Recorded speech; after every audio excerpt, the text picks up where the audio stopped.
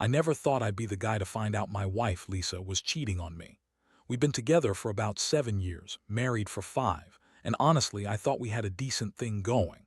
Sure, she could be bitchy and dismissive when she didn't get her way, but I figured everyone had their flaws. Still, lately, I'd noticed some weird stuff, little things that didn't add up. First, she started leaving her phone around more often, but then she got super defensive whenever I tried to look at it. She claimed it was just her personal space, which I get, but her reactions felt way too aggressive. Then came the late nights, which she always blamed on work or girls' nights, even when I'd call her during those supposed nights and get no answer or a flimsy excuse. I brushed it off at first, telling myself I was just paranoid, but I couldn't shake this gnawing feeling that something was off. One particular night, I was at the gym, just doing some cardio after work. I've always been into fitness, and I'd recently started working with a new trainer, a guy named Jake. Jake's a good guy, super professional, and I've been making some decent progress, so I stuck with him. That night I noticed my wife, Lisa, was unusually tense when I got home. She was acting weird, distant, avoiding eye contact, and she kept brushing off my questions about her evening. Then I noticed the damage. The gym equipment was scratched and some weights were knocked over. Nothing major, but enough to catch my attention. I figured someone had been careless or maybe a kid messing around. But then I remembered something odd. The gym has cameras, of course, but they're usually only checked if something's broken or stolen. I decided to check the footage out of curiosity. I didn't expect much, honestly, but I had a gut feeling that something was going on. When I watched the footage from that evening, what I saw froze me in place. There was Lisa sneaking into the gym after hours, and she wasn't alone. She was with Jake, my trainer.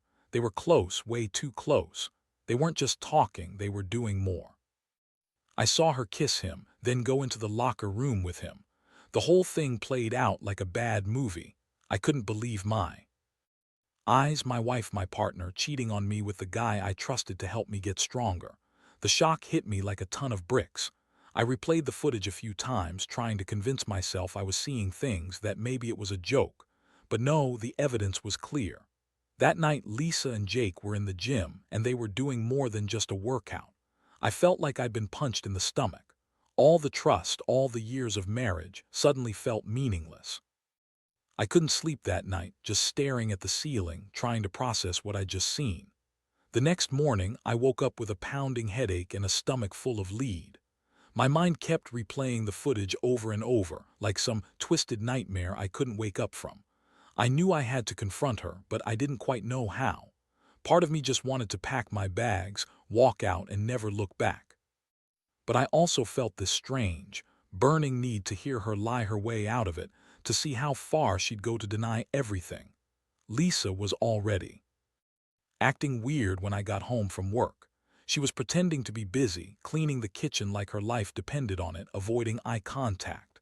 I could tell she knew I'd seen something. Her eyes kept darting around, trying to find an escape route. I didn't say a word at first. I just stood there watching her, feeling the rage boiling beneath the surface. Finally, I couldn't hold it in anymore.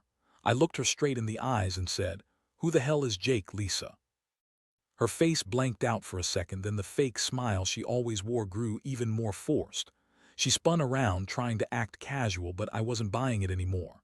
"Jake, what are you talking about?" she asked, voice high-pitched, like she was trying to act innocent, but I knew better. I pulled out my phone then and showed her the footage.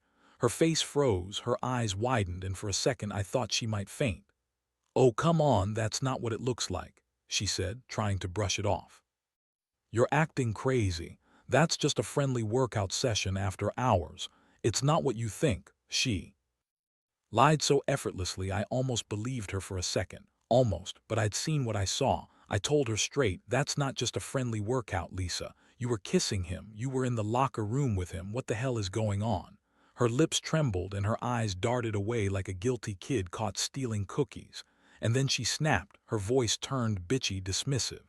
"Look," she spat, "you're overreacting. Maybe I went with him to talk about my personal stuff. Maybe you're just insecure. I don't owe you an explanation for everything I do." Her words were a slap in the face, but I was beyond caring about her excuses. I could see right through her. That moment the betrayal hit hard. I felt everything all at once: anger, sadness, confusion, and a deep, aching sense of loss. How could she lie so easily? How could she pretend like nothing was wrong when I had years of evidence right in front of me? I felt my hands tighten into fists. I wanted to scream, to break something, but I just stood there stunned. I'd always thought we had a good marriage, and now I was confronted with the truth. I'd been blind, and she'd been cheating on me with my own trainer, no less. I didn't want to lose it right then and there. Instead, I told her to pack her bags and get out. She looked at me like I'd grown a second head, then huffed and stormed out, slamming the door so hard it shook the walls. I was left standing there alone, with the footage still playing in my mind. I couldn't believe what I'd learned. It was like everything I believed about our marriage was a lie. And what hurt most was knowing she'd been lying to my face, playing me like a fool all this time. After she left, I just stood there in the silence, feeling like I'd been hit by a freight train. The house suddenly felt so empty, so hollow. I kept staring at the door she'd slammed, wondering how I missed all the signs, how I'd been so stupid to trust her. My mind kept circling back to the footage, her lips pressed against Jake's, the way she whispered into his ear, the way she looked at him like he was her only salvation. It was disgusting, humiliating, and I couldn't get it out of my head. I knew I had to do something. I couldn't just let her get away with this. She thought she could lie her way out of it, dismiss me, and move on like nothing happened. Well, I wasn't going to let her. Not without a fight. I decided I'd gather more evidence, confront her properly, and then decide what the hell to do with the whole mess. Over the next few days, I started digging. I checked the gym's security footage again, looking for anything I might have missed. I found more clips, her sneaking into the gym twice more after hours, always with Jake. They were getting bolder, more comfortable. I also found out she'd been meeting him outside the gym in some sketchy parking lot. The pieces all fit together. One night, I followed her. She went to some dingy bar downtown, and I parked across the street. I watched her go inside with Jake, his arm around her waist like they were already some kind of couple. It was clear she wasn't just cheating on me, she was deep into him. That realization hit me hard. The woman I married, the woman I loved, was out screwing around with my trainer, and not just once but multiple times. The thought made my stomach turn. I knew I couldn't keep quiet anymore. I had to confront her again, but this time I wanted everything out in the open. I needed her to see I was serious. I also wanted to understand if she was just using Jake for fun or if this was something deeper. But I wasn't stupid. I knew I had to be careful. I didn't want to just blow up my life without a plan, so I waited. I waited for her to come back home, knowing full well she'd try to spin some bullshit, deny everything, or pretend she'd done nothing wrong. When she finally walked through that door, her face was smug, like she had the upper hand. She saw me waiting and immediately started with her typical bitchiness, trying to act like I was overreacting, calling me paranoid, saying I was making a big deal out of nothing. That's when I pulled out the phone. I had all the footage saved, every sneaky meeting, every kiss, every lie. I played it for her right then and there. As the videos played, her face drained of color. She stammered, tried to deny that it was her, that I was mistaken, but I knew better. I had her dead to rights. Watching her squirm, I felt a strange mix of satisfaction and disgust. She'd been so cocky, so sure she could get away with it. Her reaction was classic. First, denial. Then, anger. She yelled at me, called me crazy, said I was jealous and insecure. She told me Jake was just a friend, that I was imagining things, that I was overreacting because I was possessive. The words hurt more than I thought they would. I watched her lie through her teeth, trying to make herself the victim, and it made my blood boil. That night, I finally saw her for what she really was, a manipulative, selfish woman who thought she could cheat and lie her way out of everything. I felt betrayed, humiliated, and honestly heartbroken. But I also realized I couldn't keep pretending everything was fine. I needed to decide what my next move was. I told her she was done lying, done cheating, done pretending she was innocent. I told her to pack her things and leave for good. She screamed, called me crazy, said she'd never do that, but I wasn't listening anymore. I knew what I'd seen, and I knew I couldn't stay with someone who'd betray me like that. I wanted out, and the only way to move forward was to cut her loose. I didn't want a liar and a cheat in my life anymore. That was the beginning of the end. The following days were a blur of sleepless nights and heavy thoughts. I kept replaying the footage in my head, trying to make sense of it all, trying to understand how my wife, Lisa, could do something so cold, so calculated. The betrayal cut deep, but what hurt even more was the way she lied to my face, as if I was supposed to believe that her affair with Jake was nothing more than innocent gym sessions or some kind of misunderstanding. I knew better now. I'd seen everything. After she left, I started making some decisions. I wasn't going to let her walk all over me, not without a fight. I needed closure. I wanted to make damn sure she understood how much she'd messed everything up.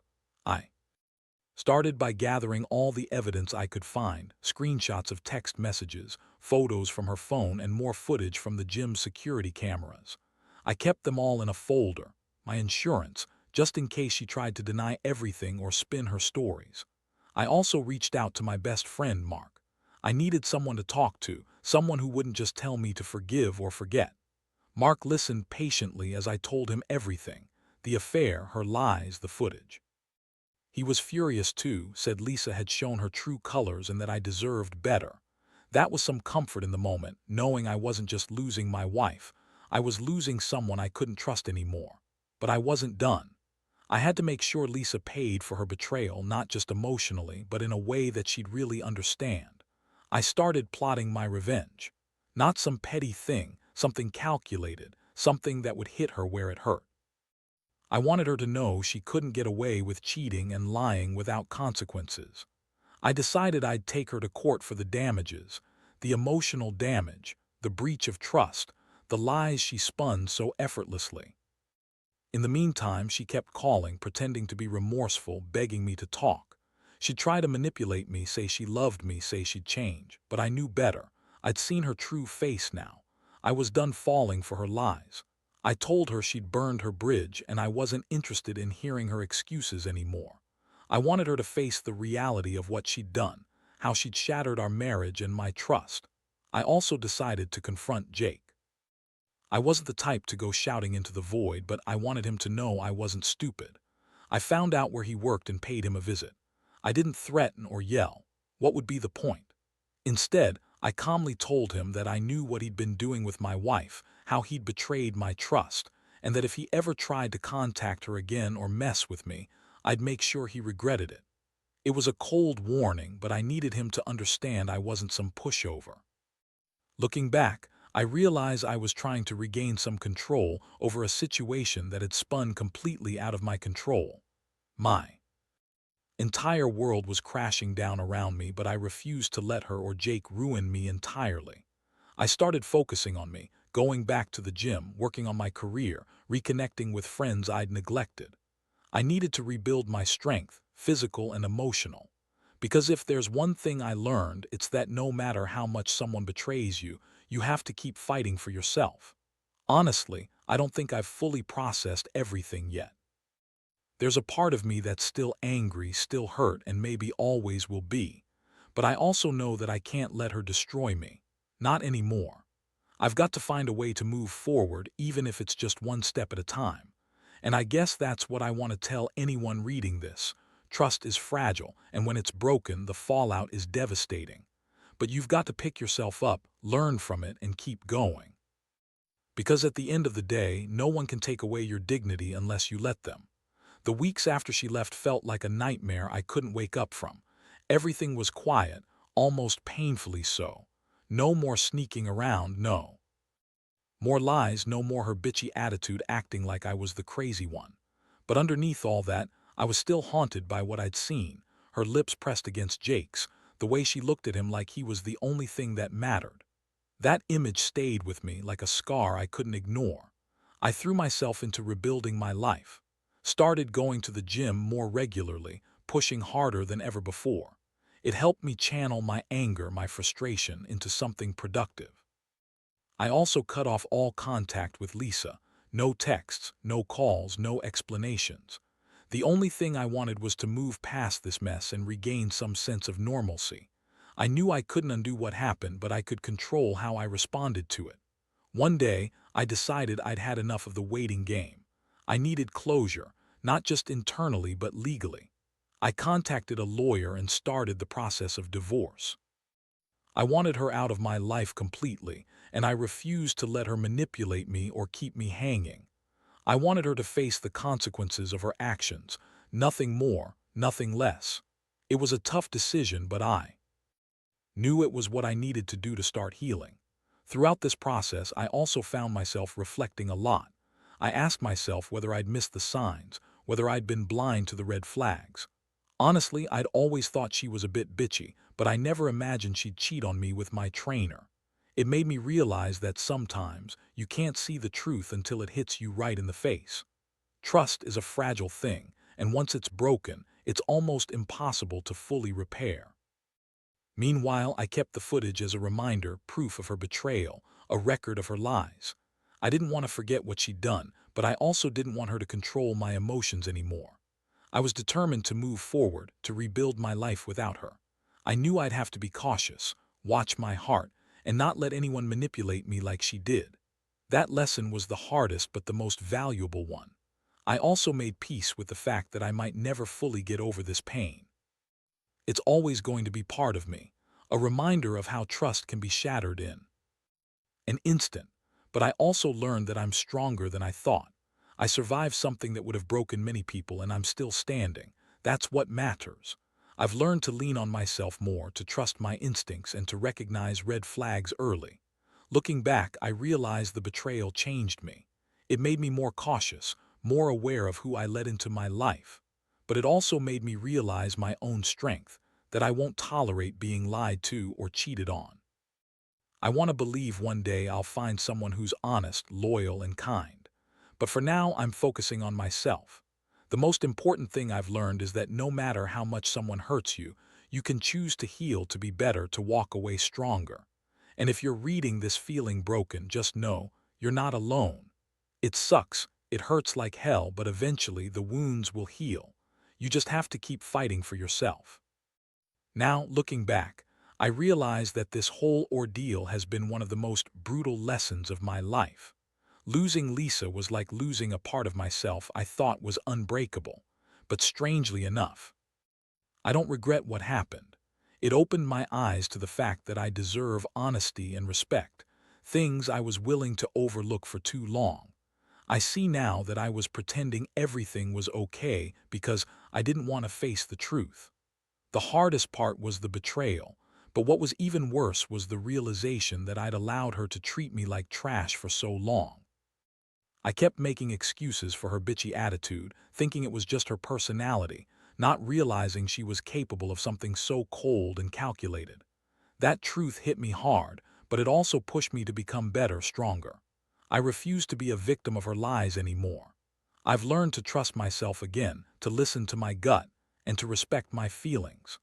I also learned that some people, especially the ones closest to you, can surprise you in the worst ways. But I've also come to accept that not everyone deserves your trust, and that's okay. Not everyone is worth the pain. I've started focusing on my own growth, on rebuilding my confidence, and on making sure I never get blindsided like this again. The lesson I want to share is simple. If someone shows you who they really are, believe them. Don't make excuses or turn a blind eye, because once trust is gone, it's almost impossible to get back. And if you're in a situation like mine, feeling betrayed, hurt, or lost, know that it's okay to feel that way. But also remember that you're stronger than you think. You can survive this. You will survive this. I don't know what the future holds for me, but I do know I'll never put up with someone's lies again. I'll keep moving forward, better and wiser. Because in the end, the most important thing is loving yourself enough to walk away from anyone who doesn't see your worth. And I hope anyone reading this who's going through the same pain finds the strength to do the same. You deserve honesty, loyalty, and respect. Don't settle for less.